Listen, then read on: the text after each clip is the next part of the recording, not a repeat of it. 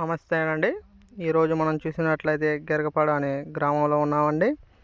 ఇది జియాన్ వాళ్ళది సెలెక్టో అండి. ఇది స్ప్రే చేసి 4వ రోజు అండి.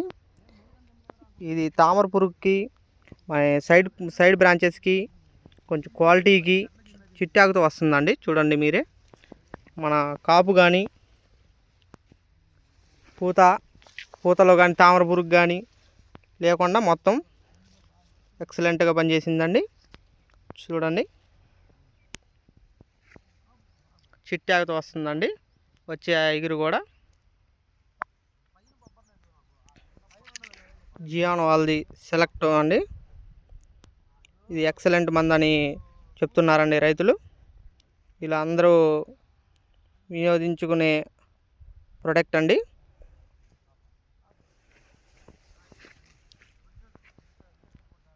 ఓకే, థ్యాంక్ యూ అండి.